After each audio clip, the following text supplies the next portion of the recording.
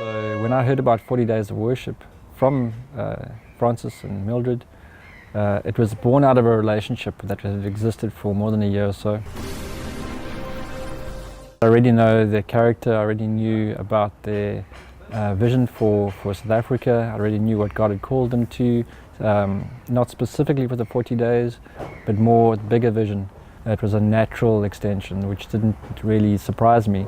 And so it flowed from what they'd already been sowing into South Africa for the last few years. I didn't understand whether it was a 40 days event. I didn't understand if it was going to be a big stadium thing, but I trusted the vision that Francis had, that the Lord had given him, and so drew alongside just to support them in that journey, and really enjoyed the experience so far.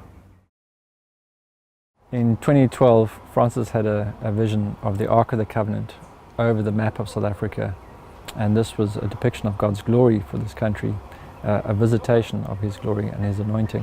One of the factors that have brought together the people to organize the 40 Days of Worship. There are other people probably out there that are organizing other things that the Lord has stirred them up to. We look at the National Day of Prayer in Bloemfontein, and we look at all the other things that the Lord is busy doing in His people. 40 Days of Worship is just one expression of how His church, His people in His kingdom are responding to the glory of God in South Africa. It's a mystery because it not only comes from us, but it also comes from God. It's a spirit that He's put in us that we didn't have before. So worship actually comes from God. He puts His Spirit into us, which allows us in His grace to worship Him. And that is something that we couldn't do with our hearts of stone. And so it's from the work that Jesus has done, it's from the work that the Spirit has done in us that allows us to worship, that frees us to worship.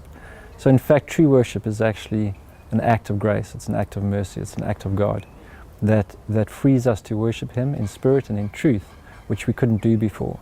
We would only be able to worship objects or idols or figments of our imagination, or maybe even a semblance of God, but not the true God. So that as we worship Him, we become like Him, and that it is again His mercy to transform us into His image.